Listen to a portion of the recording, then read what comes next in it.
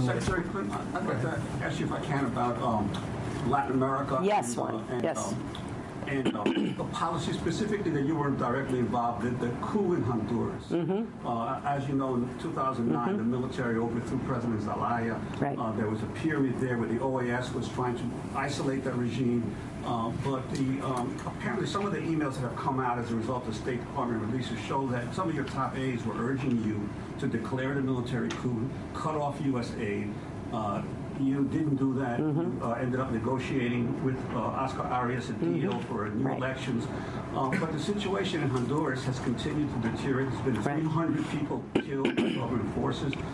All these children fleeing and mothers from Honduras over the border into the United States. And just a few weeks ago, one of the leading environmental activists, Berta Cáceres, was assassinated in her home. Do you have any concerns about the role that you played in that particular situation, even not necessarily being in agreement with your top aides in the State Department?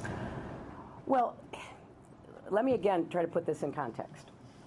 The legislature, or the national legislature in Honduras and the national judiciary actually followed the law in removing President Zelaya.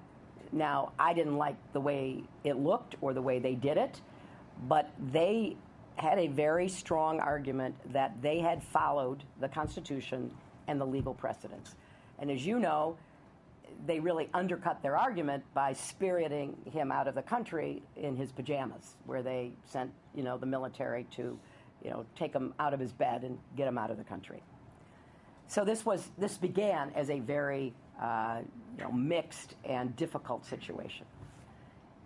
If the United States government declares a coup, you immediately have to shut off all aid, including humanitarian aid, the Agency for International Development Aid, the support that we were providing at that time for a lot of very poor people. And that triggers a legal necessity. There's no way to get around it. So our assessment was we will just make the situation worse by punishing the Honduran people if we declare a coup and we immediately have to stop all aid for the people. But we should slow walk and try to stop anything that the government could take advantage of without calling it a coup. So you're right. I worked very hard with leaders in the region and got Oscar Arias, the Nobel Prize winner, to take the lead on trying to broker a resolution without bloodshed. And that was very important to us, that, Zelaya had friends and allies, not just in Honduras, but in some of the neighboring countries like Nicaragua, and that we could have had a terrible civil war that would have been just terrifying in its loss of life. So I think we came out with a solution that did hold new elections, but it did not in any way address the structural, systemic problems in that society. And I share your concern that it's not just government actions. Drug gangs, traffickers of all kinds are preying on the people of Honduras. So I think we need to do more of a Colombian plan for Central America, because remember what was going on in Colombia when first my husband and then followed by President Bush had planned Colombia, which was to try to use our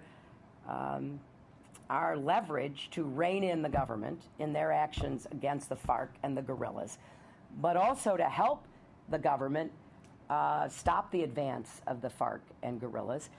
And now we're in the middle of peace talks. It didn't happen overnight. It took a number of years.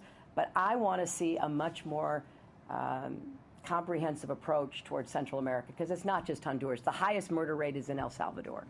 And we've got Guatemala with all the problems you know so well. So I think in retrospect, we managed a very difficult situation without bloodshed, without a civil war that led to a new election. And I think that was better for the Honduran people, but we have a lot of work to do to try to help stabilize that and deal with corruption, deal with violence and the gangs and so much else.